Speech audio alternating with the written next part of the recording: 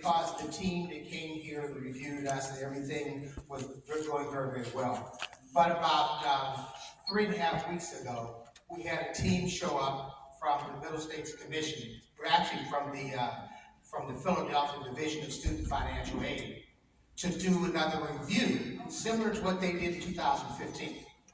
And when I say show up, I'm not being, I'm being perfectly straightforward. They showed up unannounced, 6 people, and I said, well, when do you want to get started? And they said, right now, find us a place. And they said, it'll probably take us a week. Well, they were here for 3 weeks. And you can imagine how disruptive 6 people being on campus for 3 weeks, demanding reports and things of everyone while we're still trying to do our job has been. So it's been a trying 4, 5, 6 weeks for us. And then right on the heels of them coming in at the same time, we had a couple of folks from DC to come and inspect our HERF funding that we received from the federal government. We happen to be the first university, HBCU, that they're looking at. And they said that they were going to use us as the blueprint. Well, I wish they had not used us as the blueprint. And that we've been able to gain some information from others before they got here. But that was another almost week's engagement of looking at all the records, etc. And I'm drawing your attention to this for a specific reason, because it actually altered what we had planned for Alumni Weekend, particularly with students. We're in a position with the scrutiny that we're receiving from the feds, from the Middle States Commission, etc., where anything that occurs is amplified. And we won't get our decision on accreditation until the end of June. So I actually met with the student leaders a couple weeks ago, and I said, we're going to have to alter things somewhat this year because we're under tremendous scrutiny. And we were kind of free-flowing last year and just let the floodgates open. I really can't take that chance this year. So we're going to have to limit the exposure. So what we did is we had the students invite 2 friends. Not alumni, because alumni are friends, they belong here. But I said, you can invite 2 outside friends. You have your Wednesday, Thursday, Friday activities you do as you normally do. But Saturday, we're going to restrict basically the activities to the football stadium with the food trucks and everything over there, so that we can have some semblance of control over the campus. Okay? Because last year we had 4,000 kids here on that weekend. It was not by the grace of God that we didn't make the papers. I cannot, and I was very direct when I said, I can't take that chance. You can never eliminate risk, but you can minimize risk. So we try to minimize it. Needless to say, there is not an appreciation for us trying to minimize the risk because the students saw it as a takeaway. And that's how you think. They would see it as a takeaway. But regardless of that, welcome to the real world. Okay, and if we don't prepare our students for the real world, then we've done them a disservice. And I said, part of growing up is sometimes being disappointed and having to make adjustments. So I said, I'm making no apologies for what I have to do because that's why I'm here. And if something goes wrong, they're not coming to you. They're coming to me. And I won't be able to say, well, the kids didn't like it, so I had to do this. So I don't roll that way. So I just wanted you to know that because that was something that I think we kind of got beyond it, but that was part and parcel of the reason that we kind of limited things to some degree. And on the other hand, Cheney has to be recertified every 5 years as a Title IV school, in other words, to be able to administer student financial aid. This is our 5th year for that. So at the same time we're getting our accreditation review, we're also getting our recertification review to be a Title IV school. Both of those are challenging in and of themselves. The only good thing is, Middle States lasts for 8, recertification lasts for 5. So for 5 and 8 years, we won't have to deal with this again. That's after June. But we got to get through June. So we want to make sure that we don't do anything, and no guarantees, that will bring any more light to Cheney. Because I'm going to tell you, everybody's not your friend. Everyone does not want to see Cheney prosper as it has been prospering. So we have to be real careful, and we've got to be diligent in what we do. So we should know more by the end of June. Keep Cheney in your prayers, because that's the only thing that's going to keep us moving as it has these last few years. But it's critical that we do that now. That's enough of that kind of stuff. Let's talk about the sports complex, because there's been a lot of discussion about the complex, who it's for, what it's to do, etc.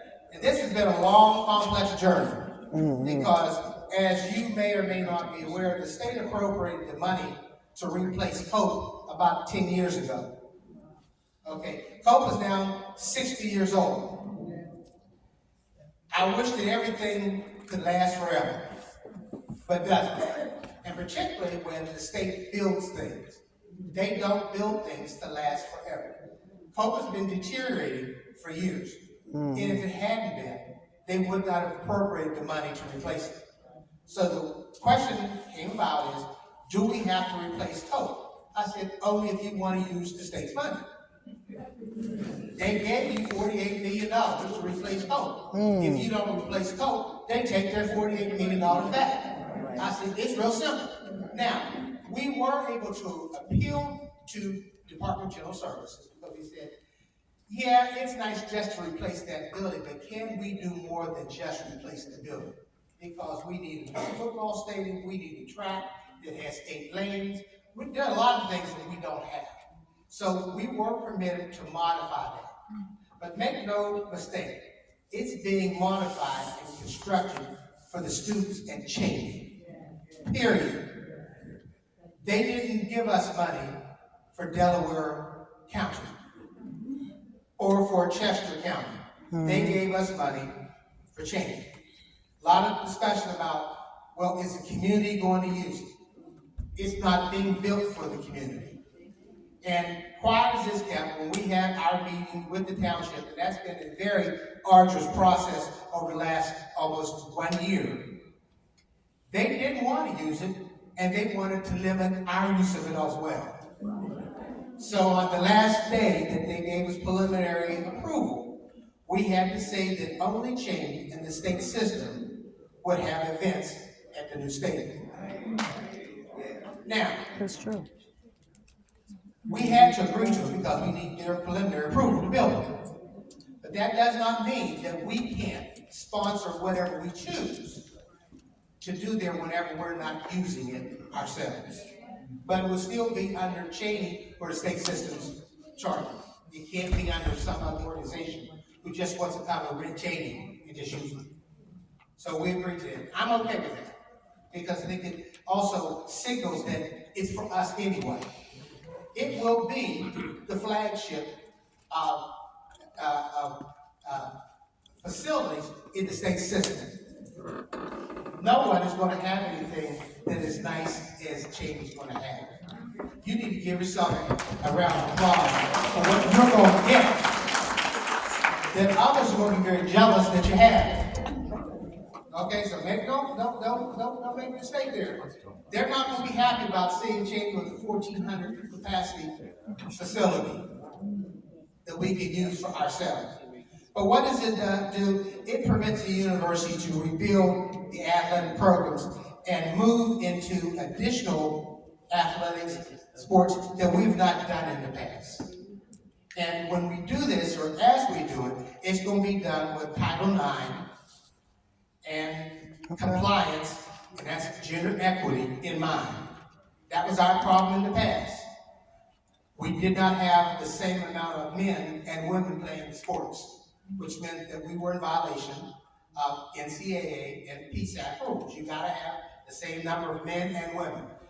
Unfortunately, the football program was the largest. And that had to go first because we had 55 folks in football, and everything else altogether wasn't equal to 55. So if we're saying football's coming back next year, let me dispel that. It ain't happening. It'll probably come back, but it'll probably be the last that comes back as we implement other sports activities on the university, so we maintain that equity between the two.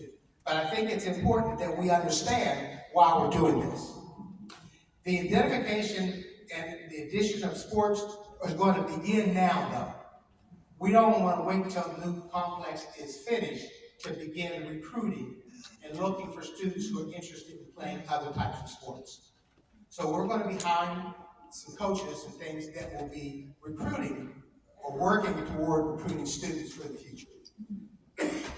Hopefully, all things go well, the facility should be finished in 2025, early 2025. If we start on time, we had wasted the last 10 months with the county trying to stop us from doing this. We've been a lot further ahead. We could have done it in 2024. Yeah.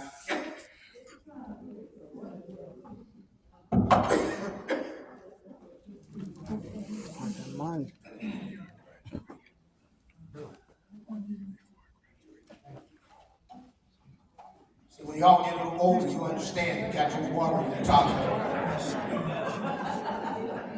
But you're not there yet. You'll get there.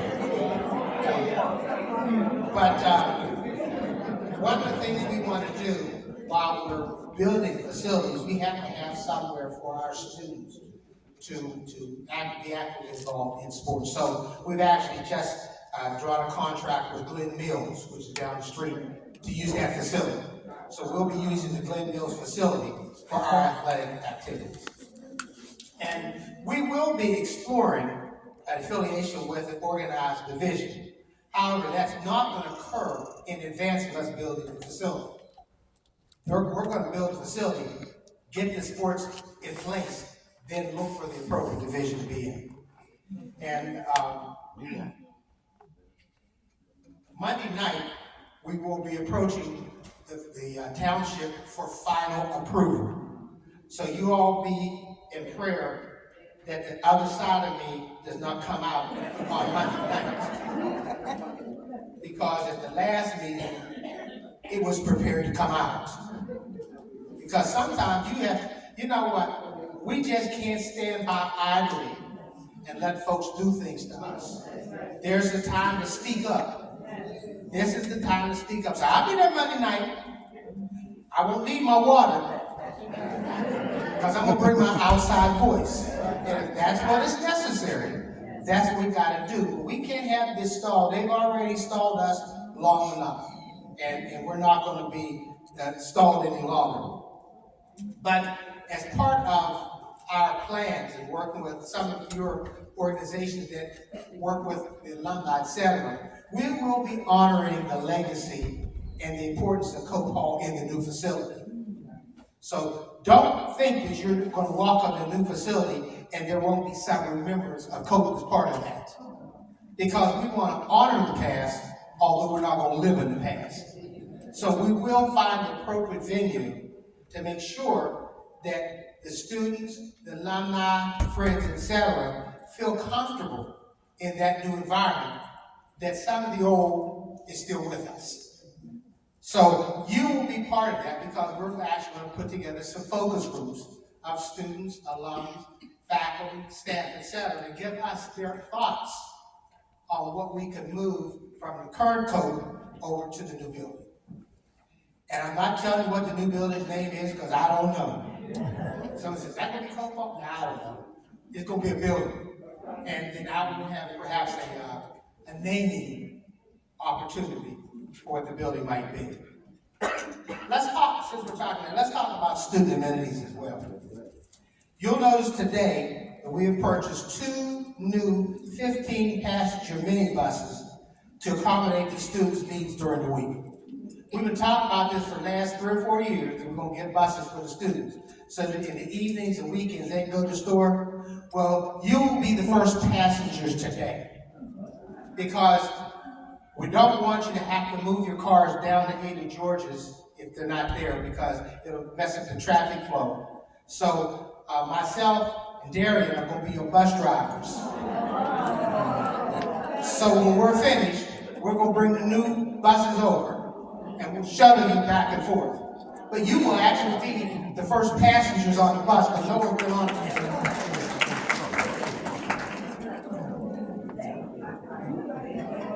Additionally, this summer we will be reestablishing Marcus Foster as the student non-academic gathering space, which will house the new Cheney store.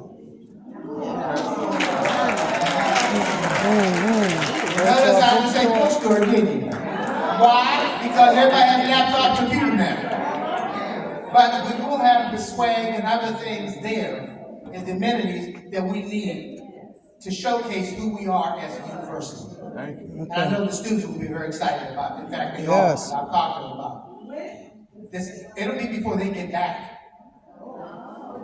We got a lot of work to do between now. That's why I want them to hurry to leave next week. We got a lot of work to do between when they leave in August when they come back.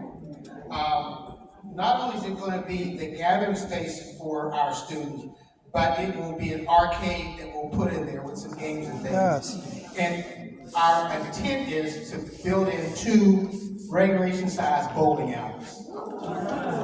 What's this going to do? It allows students to do some things without having to be in a group.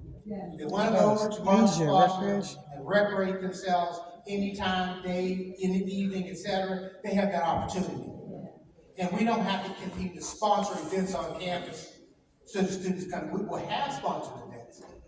But everyone doesn't want to come to a sponsored event. They want to do some things of their own. So we want to provide as much opportunity and options for our students as we can. Now that's on the non-academic, that's on the fun side. And I'm going to hope that some of you will take the time today to go over to Leslie Picnic and look at your new library.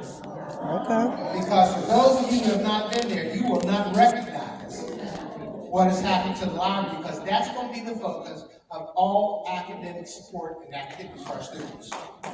Period. And they are using it today.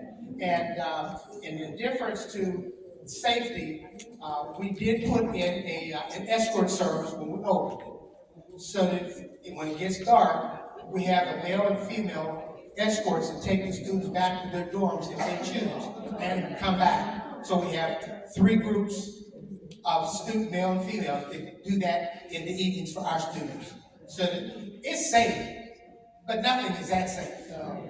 Okay, and everyone's not comfortable. So we want our students to feel as comfortable as they can.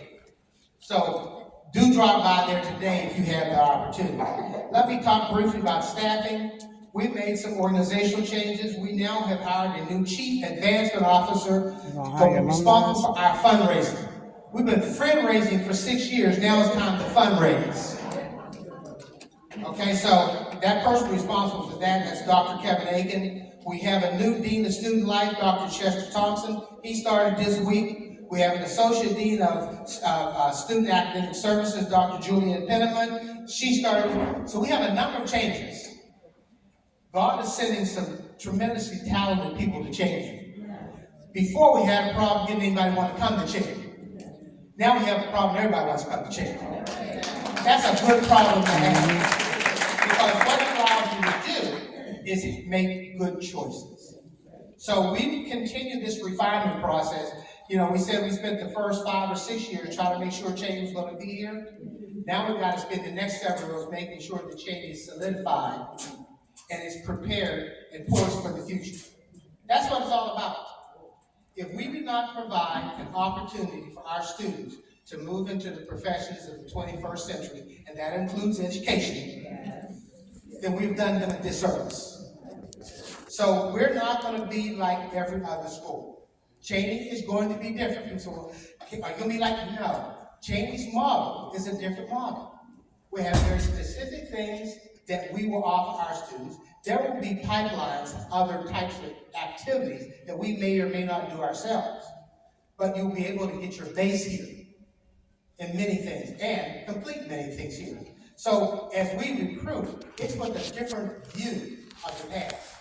And the other thing is, it's not enrollment driven. And everybody says, well, yes, you want to continue to enroll students, but you also want to continue to work with students to maximize their ability.